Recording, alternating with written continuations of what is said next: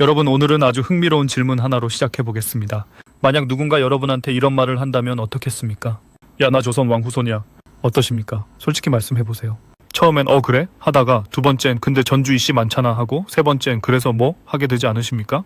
사실 이게 당연한 반응입니다. 왜냐하면 조선 왕실은 518년 동안 지속되었고 그 기간 동안 왕들이 얼마나 열심히 자녀를 낳으셨는지 현재 전주 이씨 인구는 무려 260만 명이 넘습니다. 대한민국 인구의 5%가 조선 왕실 후손이라는 이야기이죠. 그런데 말입니다. 260만 명이 전부 같은 왕의 피를 이어받은 것은 아닙니다. 누구는 태조의 직계 혈통이고 누구는 몇 대를 거슬러 올라가야 겨우 왕실과 연결되는 반계 중의 반계입니다. 그리고 이 차이를 만들어낸 결정적인 원인이 있었으니 바로 오늘의 주제입니다. 조선 왕들의 자녀 숫자, 즉 조선 왕실 다산왕 랭킹입니다. 어떤 왕은 자녀가 딱 한 명이었고 어떤 왕은 무려 수십 명의 자녀를 남겼습니다. 그리고 이 숫자는 단순히 많이 낳으셨네, 대단하시네 하고 끝나는 이야기가 아닙니다. 이것이 조선의 정치를 뒤흔들고 왕위 계승 싸움을 불러일으키고 심지어 피비린내 나는 숙청의 씨앗이 되기도 했거든요. 자, 그럼 지금부터 조선 왕실 역사상 가장 많은 자녀를 남긴 왕들을 순위별로 파헤쳐 보겠습니다. 역사 교과서에서는 절대 이런 방식으로 알려주지 않는 그 이면의 이야기까지 함께 말씀드리겠습니다. 잠깐 본격적인 랭킹 발표에 앞서 한 가지 중요한 배경 설명을 드려야겠습니다. 조선시대 왕의 자녀는 크게 두 가지로 나뉩니다. 첫 번째는 왕비 소생, 즉 정비에게서 태어난 자녀입니다. 이들은 적자, 그러니까 정실 자녀라고 불렸고 왕위 계승에서 최우선 순위를 가졌습니다. 두 번째는 후궁 소생, 즉 궁인이나 후궁에게서 태어난 자녀입니다. 이들은 서자라고 불렸고 왕위 계승 순위에서는 밀렸지만 엄연히 왕의 자녀로 기록되었습니다. 오늘 랭킹에서는 이 두 가지를 합산한 총 자녀 수를 기준으로 순위를 매기겠습니다. 그리고 하나 더 말씀드려야 할 게 있습니다. 조선시대에는 영아 사망률이 매우 높았습니다. 오늘날처럼 의학이 발달한 시대가 아니었으니까요. 그래서 기록에 남은 자녀 수는 실제로 태어난 수보다 적을 수 있고 또 어릴 때 일찍 세상을 떠난 경우도 포함되어 있습니다. 이 점을 감안하고 보시면 더욱 실감이 나실 것입니다. 자, 이제 진짜 시작합니다. 먼저 5위부터 발표하겠습니다. 5위는 조선의 9대 임금 성종입니다. 성종은 총 28명의 자녀를 두었습니다. 아들이 16명, 딸이 12명이었죠. 성종이라는 이름 어디서 많이 들어보셨죠? 네, 맞습니다. 바로 그 유명한 패비 윤씨 사건의 주인공이십니다. 성종의 왕비였던 윤씨가 왕의 얼굴에 손톱 자국을 냈다는 이유로, 아니 정확히는 후궁들을 질투하고 왕에게 손을 댔다는 이유로 폐위되고 결국 사약을 받게 되는 그 비극의 중심에 성종이 있었습니다. 그런데 이 사건을 좀 다른 각도에서 보면 어떨까요? 성종은 왕비 외에도 엄청나게 많은 후궁을 두었습니다. 공식적으로 기록된 후궁만 해도 12명이 넘었으니까요. 그러니 왕비 입장에서는 얼마나 속이 터졌겠습니까? 매일 새로운 후궁이 들어오는데 왕비로서 그걸 그냥 웃으면서 봐야 했습니다. 물론 조선시대 법도상 왕비는 그래야 했지만 인간인지라 어느 날 결국 폭발하고 만 것이죠. 성종의 아들 중 가장 유명한 인물은 단연 연산군입니다. 바로 패비 윤씨의 아들이죠.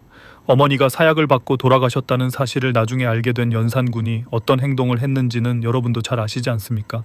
갑자사화, 조선 역사상 가장 처참한 사화 중 하나가 바로 이 성종의 유산에서 비롯된 것입니다. 28명의 자녀, 숫자만 보면 대단해 보이지만 그 이면에는 한 여인의 비극과 조선을 뒤흔든 정치적 파국이 숨어 있었습니다. 4위는 조선의 4대 임금, 세종대왕입니다. 네, 그 세종대왕 맞습니다. 한글을 창제하신 그분, 지편전을 만드신 그분, 치국이를 만드신 그분입니다. 세종대왕은 총 22명의 자녀를 두셨습니다. 아들이 18명, 딸이 4명이었죠. 어떻습니까? 한글만 만드신 게 아니었습니다. 자녀도 엄청나게 많이 두셨던 거죠. 세종대왕의 왕비는 소헌왕후 심씨였고 왕비에게서만 아들 8명, 딸 2명을 두셨습니다. 그리고 여러 후궁들에게서 추가로 아들 10명, 딸 2명을 더 두셨죠. 세종대왕의 자녀들 중 가장 유명한 분은 당연히 후계자인 문종이겠지만 사실 세종의 수많은 아들들 중에는 훗날 조선 역사에 굉장히 중요한 역할을 하는 인물들이 많습니다. 예를 들어 수양대군, 세종의 둘째 아들이죠. 이분이 훗날 조카 단종을 몰아내고 왕위를 빼앗아 세조가 됩니다. 계유정난, 즉 수양대군이 권력을 장악한 그 사건의 주인공이죠. 그리고 안평대군, 세종의 셋째 아들로 당대 최고의 예술가이자 문인이었습니다. 하지만 형 수양대군에 의해 영모죄로 몰려 죽임을 당하고 맙니다. 세종대왕의 22명 자녀. 이 숫자가 결국 형제들 사이의 권력 다툼으로 이어지고 조선 왕실 역사상 가장 잔인한 형제 살육의 씨앗이 되었다는 사실을 생각하면 다산이 꼭 축복만은 아니었다는 생각이 드시지 않습니까? 그리고 한 가지 더 말씀드리겠습니다. 세종대왕은 말년에 건강이 매우 좋지 않으셨습니다. 당뇨, 안질, 부종 등 온갖 질환에 시달리셨는데 일부 역사학자들은 이것이 과도한 업무 스트레스와 함께 다른 이유도 있지 않겠냐는 이야기를 조심스럽게 하기도 합니다. 물론 역사적으로 확인된 사실은 아닙니다만 3위는 조선의 11대 임금 중종입니다. 중종은 총 20명의 자녀를 두었습니다. 아들이 9명, 딸이 11명이었죠. 중종, 이분은 사실 조선 역사에서 굉장히 독특한 위치에 있는 왕입니다. 어떻게 왕이 되셨냐면 형 연산군이 너무 막장으로 굴다가 신하들에게 쫓겨나는 바람에 반강제적으로 왕위에 오르게 됩니다. 이것이 바로 중종 반정이죠. 그런데 이 중종이라는 분, 왕이 되자마자 엄청난 비극을 겪습니다. 반정 공신들이 중종의 왕비였던 신씨를 폐위시켜버린 것입니다. 왜냐하면 신씨의 아버지가 연산군 편이었다는 이유 때문입니다. 중종은 이를 막을 힘도 없었고 결국 갓 결혼한 왕비와 생이별을 해야 했습니다. 이후 중종은 여러 왕비를 맞이하고 많은 후궁을 두면서 20명의 자녀를 낳게 됩니다. 그런데 중종의 자녀들 중에서도 왕위 계승 문제가 얼마나 복잡했는지 아십니까? 중종의 후계자 인종은 왕위에 오른 지 겨우 8개월 만에 세상을 떠납니다. 그리고 이복 동생인 명종이 뒤를 잇죠. 그런데 이 과정에서 을사사화가 터집니다. 인종을 지지하는 세력과 명종을 지지하는 세력 사이의 권력 다툼이 수많은 사람들의 목숨을 앗아간 것입니다. 자녀가 많으면 많을수록 왕위를 둘러싼 암투도 그만큼 치열해집니다. 중종의 20명 자녀가 남긴 역사적 유산이 바로 이 피비린내 나는 사화들이었습니다. 2위는 조선의 세대 임금 태종입니다. 태종은 총 29명의 자녀를 두었습니다. 아들이 12명, 딸이 17명이었죠. 태종이라는 이름을 들으면 어떤 이미지가 떠오르십니까? 아마 많은 분들이 이방원, 왕자의 난, 하여가와 단심가를 떠올리실 겁니다. 맞습니다. 태종 이방원. 이분은 조선 건국 과정에서 아버지 이성계를 도와 정도전 등 반대 세력을 제거하고 형제들과의 왕위 다툼에서 승리한 인물입니다. 1차 왕자의 난, 2차 왕자의 난을 거치면서 형제들을 죽이거나 유배 보내고 왕위에 오르셨던 것이죠. 그런데 이 태종이 무려 29명의 자녀를 두었다는 건 참 아이러니하지 않습니까? 형제들의 피를 밟고 왕이 된 분이 정작 본인은 엄청나게 많은 자녀를 남기셨으니까요. 태종의 왕비는 원경광후 민씨였습니다. 이분은 남편 이방원이 왕자의 난을 일으킬 때 친정 식구들을 동원해서 적극적으로 도우신 분입니다. 말하자면 조선판 내조의 여왕이셨던 거죠. 그런데 태종은 왕이 된 이후 처가 세력이 너무 커지는 것을 우려해서 처남들을 하나씩 제거해버립니다. 나를 도운 처남들을 손수 제거한 것입니다. 원경광후 입장에서는 얼마나 기가 막히셨겠습니까? 남편을 위해 친정을 희생했더니 그 남편이 친정을 없애버린 것이니까요. 그래서인지 태종과 원경광후의 관계는 말년으로 갈수록 매우 냉랭해졌습니다. 태종은 후궁을 계속 들이고 원경광후는 이에 강하게 반발하다가 결국 태종의 노여움을 사기도 했죠. 태종의 29명 자녀 중 우리가 가장 잘 아는 분은 물론 셋째 아들 충녕대군, 즉 세종대왕입니다. 그런데 왜 첫째도 둘째도 아닌 셋째가 왕이 되었냐고요? 태종이 보기에 첫째 양녕대군은 너무 방탕하고 둘째 효령대군은 너무 불교에 심취해 있었거든요. 그래서 셋째 충녕대군의 총명함을 알아보고 세자로 책봉하신 겁니다.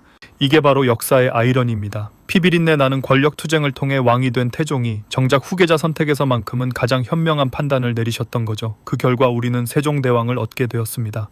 자, 드디어 1위입니다. 조선 왕실 역사상 가장 많은 자녀를 남긴 왕 두구두구두구. 1위는 조선의 2대 임금 정종입니다. 잠깐만요. 정종이요? 정종이 누구냐고요? 네, 바로 그게 포인트입니다. 정종은 조선 역사에서 가장 존재감 없는 왕 중 한 명으로 꼽힙니다. 재위 기간도 겨우 2년이었고 별다른 업적도 없어서 역사 교과서에서도 그냥 슬쩍 지나가는 왕이거든요. 그런데 이 정종이 무려 23명의 자녀를 두었습니다. 물론 왕비 소생은 한 명도 없었습니다. 전부 다 후궁 소생이었죠. 아니 잠깐, 제가 앞에서 정종이 1위라고 했는데 숫자를 다시 보면 태종이 29명으로 더 많지 않냐고요? 죄송합니다. 제가 잠시 혼동을 드렸군요. 정확히 다시 말씀드리겠습니다. 조선 왕들의 자녀 수를 종합적으로 정리하면 사실 가장 많은 자녀를 남긴 왕은 집계 방식에 따라 약간씩 다르게 나옵니다. 기록에서 빠진 자녀, 요절한 자녀, 후궁 소생 중 공식 기록에 오르지 못한 경우 등을 어떻게 처리하느냐에 따라 순위가 달라지거든요. 하지만 공식 역사 기록을 기준으로 가장 많이 인용되는 자녀 수 1위는 태종 이방원으로 29명입니다. 그리고 정종은 비록 재위 기간이 2년에 불과했지만 후궁들에게서 23명의 자녀를 낳으셨습니다. 재위 기간 대비 다산 효율로 따지면 단연 1위라고 할 수 있겠죠. 그런데 여기서 흥미로운 점이 있습니다. 정종은 왕위에 오르기 전에도 왕위에서 물러난 이후에도 계속 자녀를 낳으셨다는 것입니다. 왕 노릇은 2년밖에 못하셨지만 아버지 노릇은 평생 하셨던 것이죠. 자, 이제 전체적으로 정리해보겠습니다. 조선 왕실의 다산왕 랭킹 어떠셨습니까? 1위 태종 29명, 2위 성종 28명, 3위 정종 23명, 4위 세종 22명, 5위 중종 20명. 이 숫자들을 보면서 저는 한 가지 공통점을 발견했습니다. 자녀가 많은 왕일수록 왕위 계승을 둘러싼 정치적 갈등도 훨씬 심했다는 것입니다. 태종은 왕자의 난을 통해 왕이 되셨고 성종의 자녀들은 사화를 일으켰으며 세종의 자녀들은 형제 살육을 벌였고 중종의 자녀들은 또 다른 사화의 원인이 되었습니다. 왜 그럴까요? 조선은 왕위를 세자, 즉 왕의 적장자, 다시 말해 왕비 소생의 맏아들에게 물려주는 것을 원칙으로 했습니다. 그런데 왕비 소생 자녀가 없거나 세자가 일찍 세상을 떠나면 후궁 소생 아들들 중에서 후계자를 골라야 했습니다. 이때부터 각 후궁 세력들이 자기 아들을 왕으로 만들기 위해 암투를 벌이는 것이죠. 왕의 자녀가 많으면 많을수록 왕위를 노리는 경쟁자도 그만큼 많아집니다. 그리고 그 경쟁자들 뒤에는 각자 자신의 이익을 위해 움직이는 신하들과 외척 세력들이 붙어 있었습니다. 조선의 수많은 사화와 환국, 즉 정치적 대학살과 권력 교체의 뿌리를 따라가다 보면 결국 왕실의 복잡한 혈통 문제와 맞닿아 있는 경우가 많습니다. 그런데 여기서 한 가지 더 생각해 볼 문제가 있습니다. 조선 왕들은 왜 이렇게 많은 자녀를 낳으려 하셨을까요? 단순히 본능 때문이었을까요? 아니면 다른 이유가 있었을까요? 사실 여기에는 매우 현실적인 정치적 이유가 있었습니다. 첫 번째 이유는 왕통의 연속성입니다. 앞서 말씀드린 것처럼 조선에서 왕통이 끊어지는 건 단순히 후계자가 없다는 문제가 아니었습니다. 그것은 하늘이 부여한 왕권이 단절된다는 의미였고 국가 체제 전체를 흔드는 위기였습니다. 따라서 왕은 반드시 후계자를 확보해야 했고 그러기 위해 가능한 한 많은 자녀를 낳으려 하셨던 것입니다. 두 번째 이유는 높은 영아 사망률입니다. 조선시대에는 의료기술이 발달하지 않아서 태어난 아이들 중 상당수가 어릴 때 세상을 떠났습니다. 왕실이라고 해서 예외는 아니었어요. 그래서 후계자를 안정적으로 확보하려면 일단 많이 낳아두는 전략이 필요했던 것입니다. 세 번째 이유는 정치적 안정입니다. 왕에게 아들이 많으면 그 아들들을 각 지방의 군주로 봉하거나 중요한 직책에 배치해서 왕권을 강화할 수 있었습니다. 물론 이게 역효과가 나서 형제들 사이의 권력 다툼으로 이어지는 경우도 많았습니다만, 그럼 반대로 자녀가 가장 적었던 왕은 누구였을까요? 조선 역사상 자녀가 없었거나 매우 적었던 왕들도 있습니다. 대표적으로 인종은 자녀가 한 명도 없었습니다. 재위 기간이 8개월에 불과했으니 어쩌면 당연한 일이기도 하지만요. 단종 역시 자녀가 없었습니다. 수양대군에 의해 왕위를 빼앗기고 유배지에서 죽임을 당하셨으니 자녀를 남길 기회조차 없었던 거죠. 그리고 순종, 조선의 마지막 황제도 자녀가 없었습니다. 518년 조선 왕조의 마지막을 자녀 없이 맞이하셨다는 건 어쩌면 역사가 보내는 마지막 신호였는지도 모르겠습니다. 오늘 이야기를 마무리하면서 저는 여러분께 한 가지 생각을 드리고 싶습니다. 조선 왕실 계보, 즉 왕통을 유지하기 위해 조선은 엄청난 시스템을 만들었습니다. 선원계보기략이라는 왕실 족보를 1679년 숙종 때 처음 편찬했고 왕의 8대 조상까지 기록하는 팔고조도를 만들었으며 왕의 자녀 한 명 한 명을 모두 국가문서에 기록했습니다. 이 모든 게 왕통이 끊어지지 않도록 그리고 왕권의 정통성을 증명하기 위한 장치였습니다. 그런데 결국 조선은 1910년에 끝났습니다. 그리고 그 마지막은 자녀가 없는 왕, 순종이었죠. 왕통을 유지하기 위해 수십 명의 자녀를 낳으신 왕들의 노력이 결국 어디로 귀결되었는지를 생각해보면 역사의 무상함이 느껴지지 않으십니까? 하지만 그 왕들이 남기신 수십 명의 자녀들, 그리고 그 자녀들의 자녀들이 오늘날 260만 명이 넘는 전주 이씨로 이어지고 있습니다. 조선 왕조는 사라졌지만 그 혈통은 지금도 우리 주변 어딘가에 살아 숨쉬고 있는 것입니다. 오늘 영상 어떠셨습니까? 역사 교과서에서는 왕들의 업적과 사건만 배웠지 이런 인간적인 이면은 잘 알려주지 않죠. 하지만 이런 이면을 알고 나면 역사가 훨씬 더 생생하고 재미있게 느껴지지 않으십니까? 다음 시간에는 또 다른 역사의 이면으로 찾아뵙겠습니다. 구독과 좋아요, 알림 설정 부탁드립니다. 감사합니다.